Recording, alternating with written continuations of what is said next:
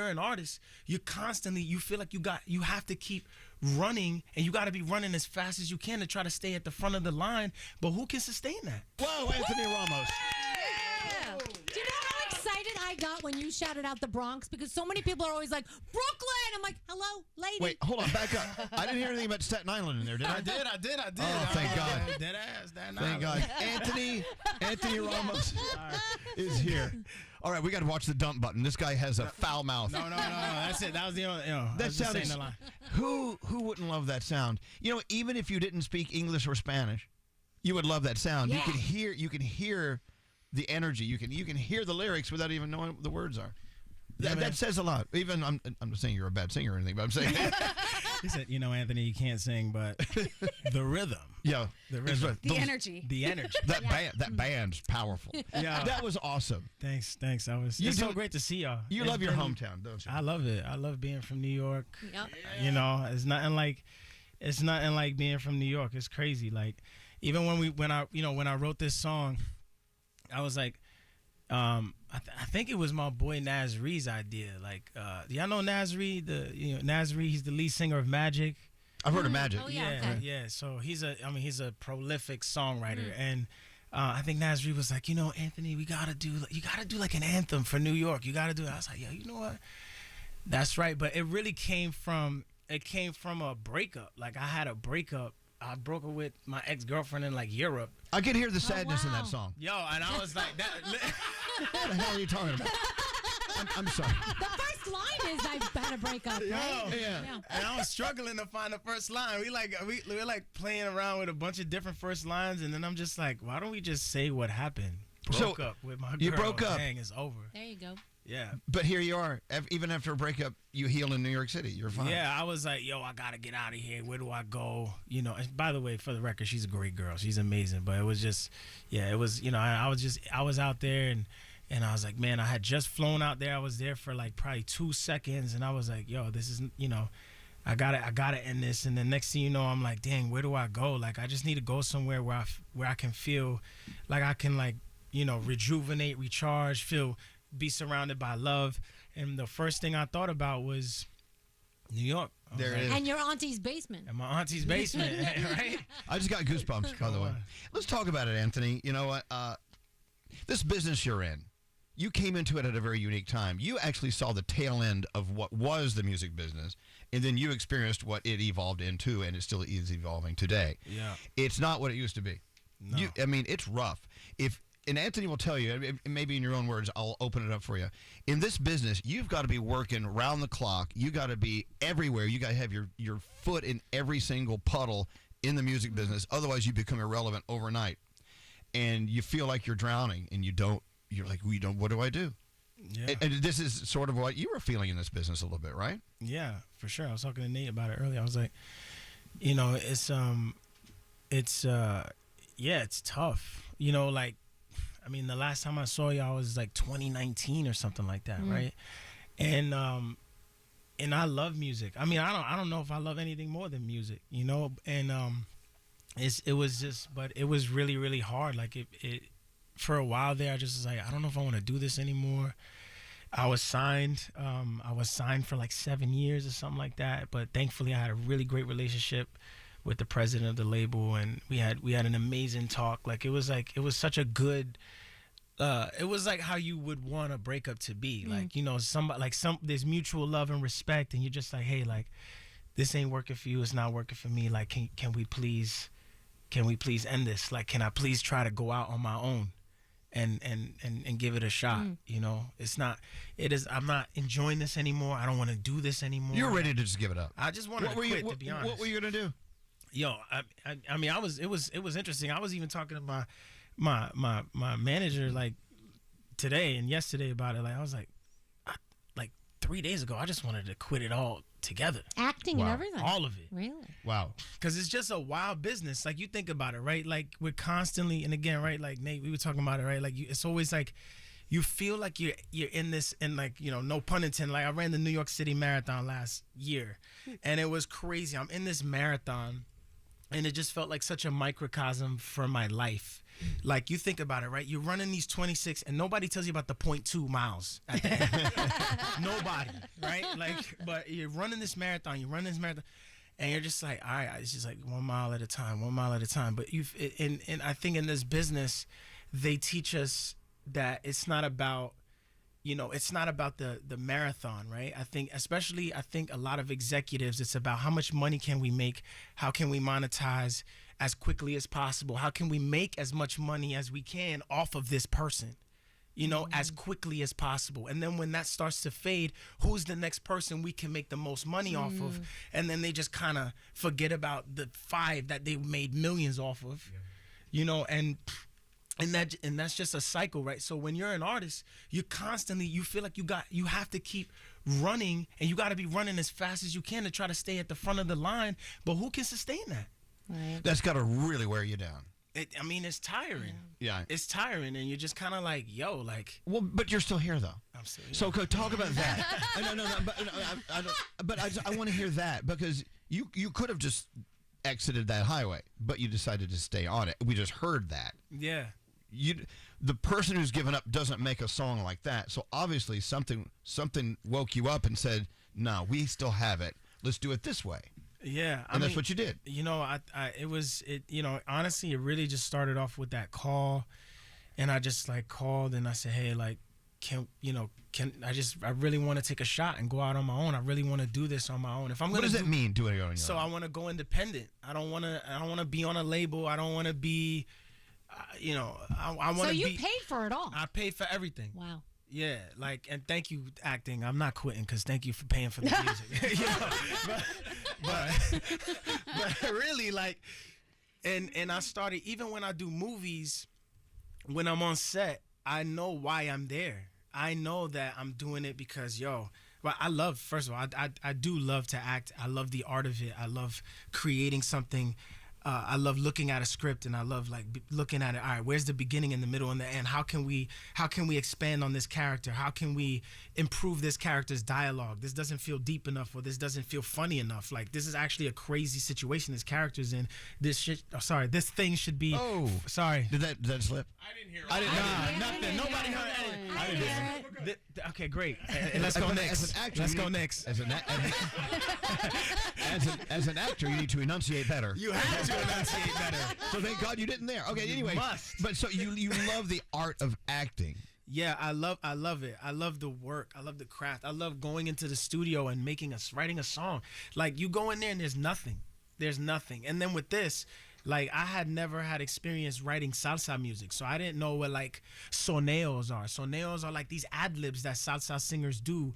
So Elvis, you made a joke about how salsa music, it feels like it goes on forever. It does. But that song is just as long. That the length of that song is just as the length of a regular pop song that has a double chorus at the end, or has a pre and or broke down chorus. But Anthony, salsa music also, you go into different phases of different sounds. It sounds like different songs, but it's all compacted into one. And I love that. That's what I love about it, because it's so musical. It's so you're not sitting in one frequency, right? I'm taking you in 3 minutes and 3 seconds. I'm taking you in 4 or 5 different vibes in the same song, but with the same time signature and the same. It's that clave, right? That is that percussion that keeps you going.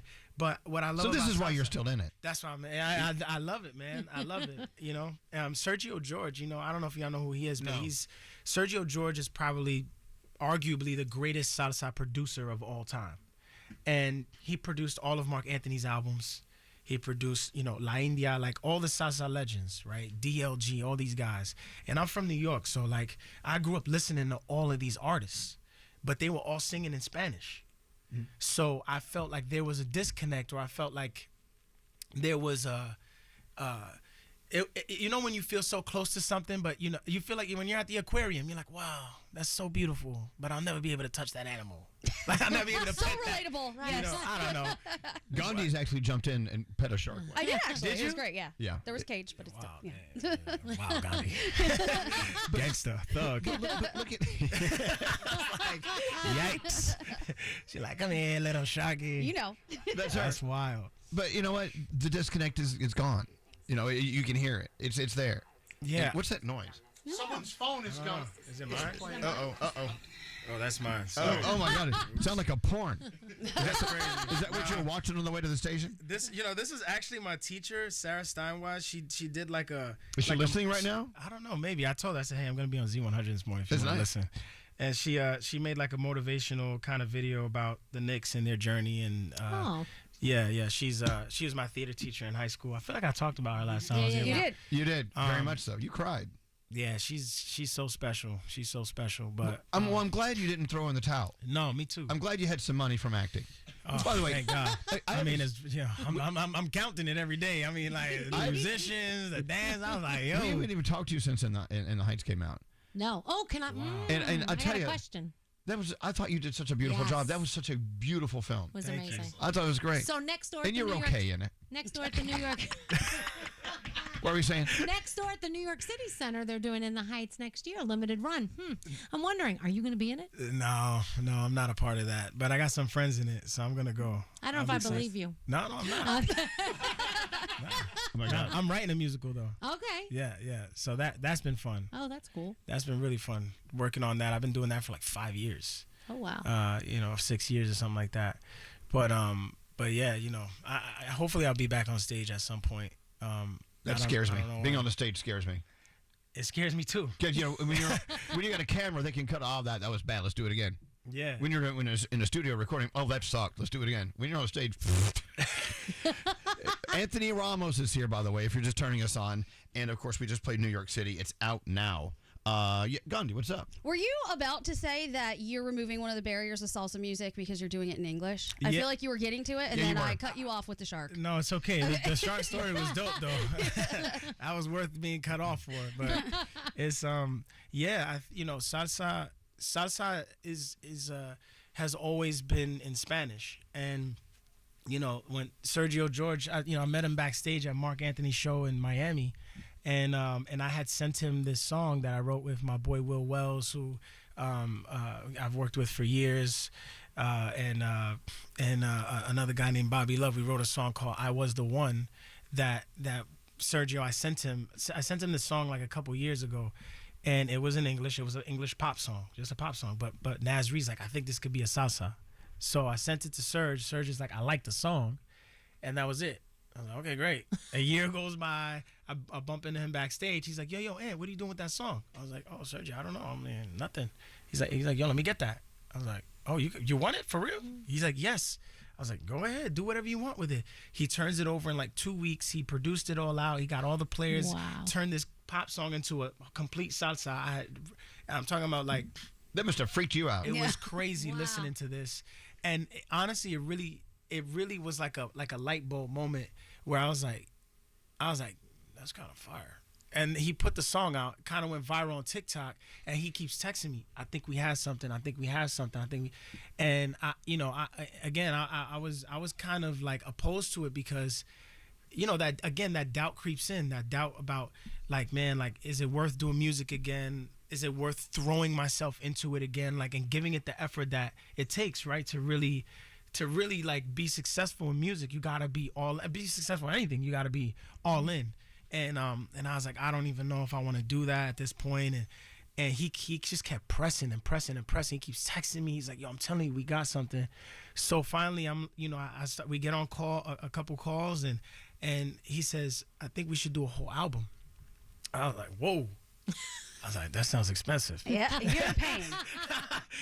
He's like, nah, we good. Like, no, Hey, how expensive is making an album? Oh, bro, it's like, What, a couple $100? But I'll be honest, I will say that it's different when you're paying for it and you own it. It's because when you think about it, we get this money from these labels, but it's a loan, so I gotta pay them back. Right. And although it's that business sucks. I mean, the business. I mean, look, it's again, right? Like, I'm blessed that I've been blessed to be able to pay for this record. But I will say, right, like, Serge gave me the homie deal. Oh, good. He did. He gave me the ultra homie deal. I like that. And there are ways to do it, right? You give more on the back end, or right. There's ways to make it work and to make it make sense for everyone. Creative accounting. Yeah. Can I tell you, if I owned this radio station, we wouldn't be in Midtown Manhattan. Where would we be? A trailer park out in Bayonne, New Jersey.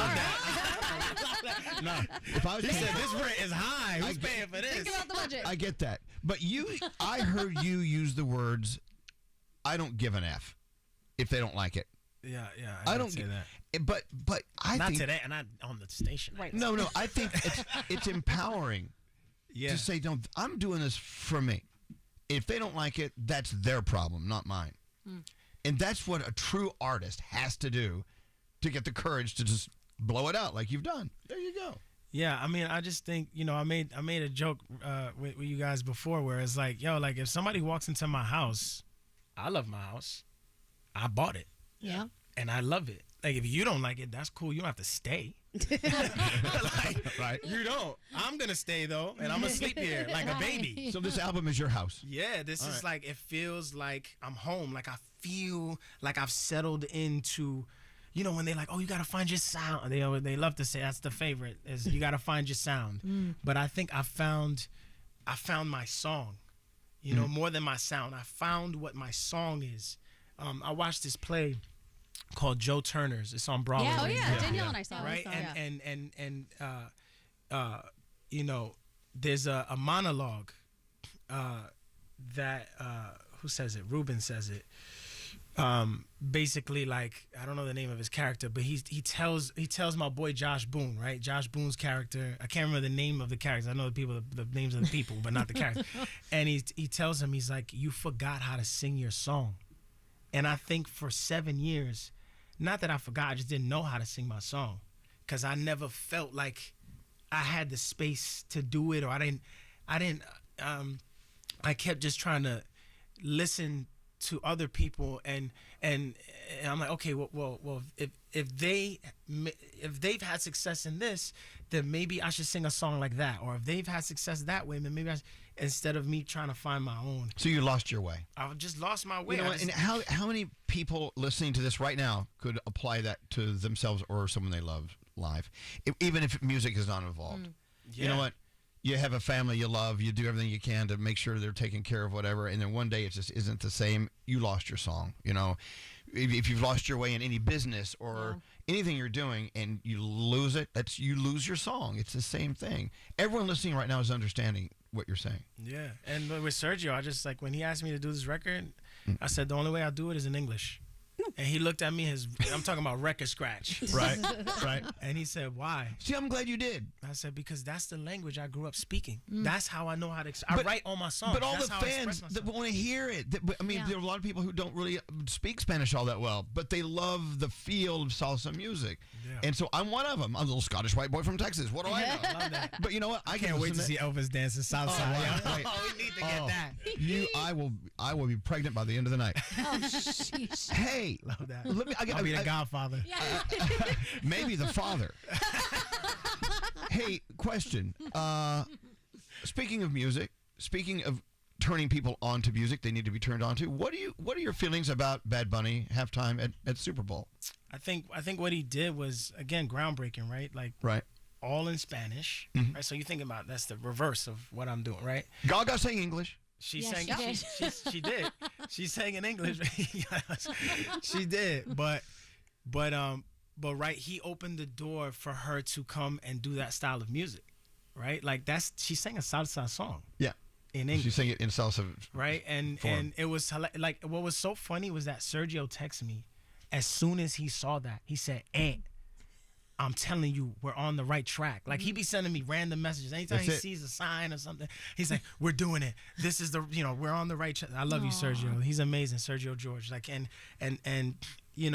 he's like, he was, I think what Benito did, what Bad Bunny did was just so groundbreaking in the sense that he brought, especially bringing Puerto Rican culture like that to, with the light poles. There were different like,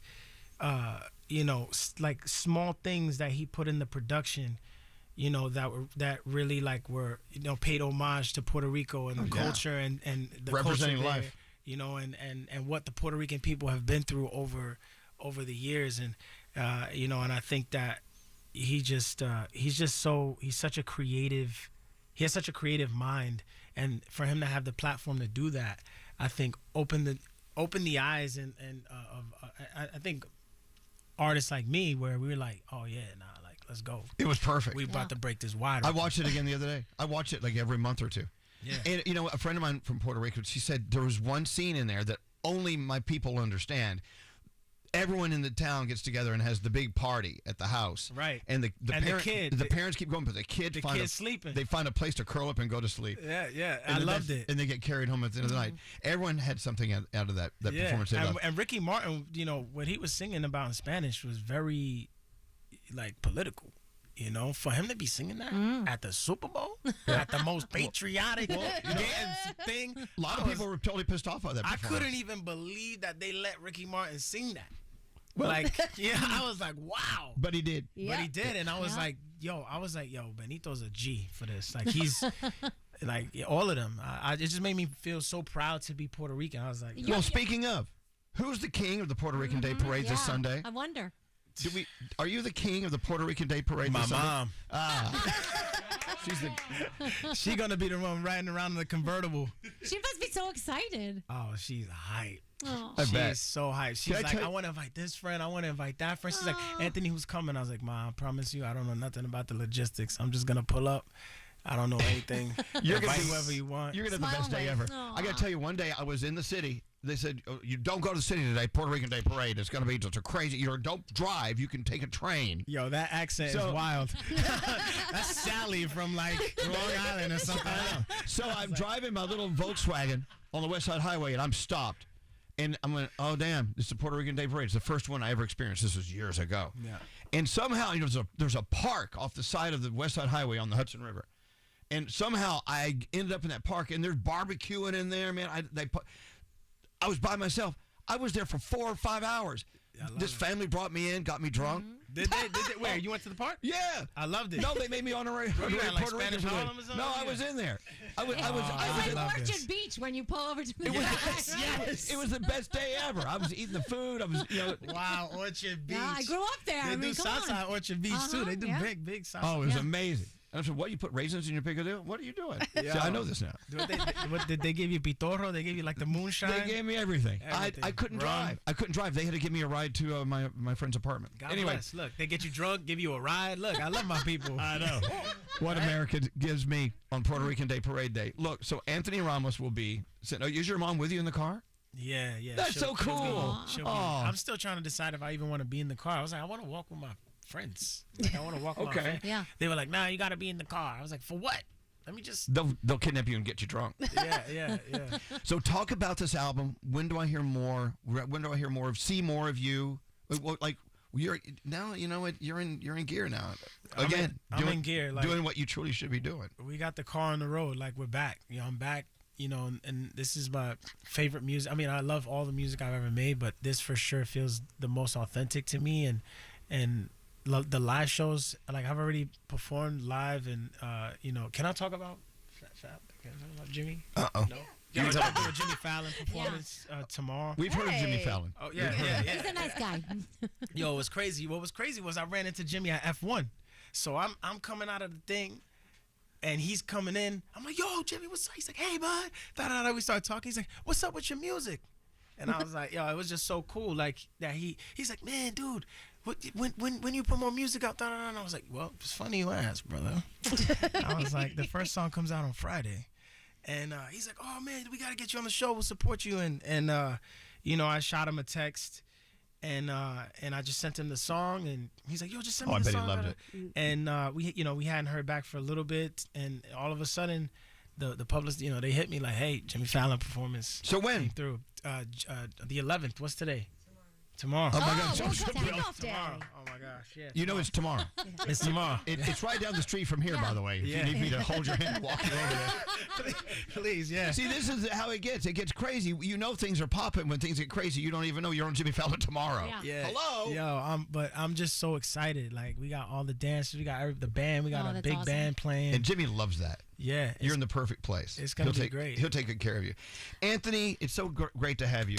Well, before you run out, though, you want to say something? Oh, I do have one question. Yes. You said 3 days ago you were at the verge of hanging it all up. Yeah. You were about to be done. I was. What were you going to do? instead? Yeah, I asked you that. You never answered. Oh, What's I the was plan B? Baskin Robbins, what are we thinking? Dog sanctuary? I mean, maybe. Come on, could be. What would you do? No, you had no idea. Honestly, I really had no idea. I've been really enjoying producing. I've been producing stuff lately too, and helping other people make movies, which has been great. And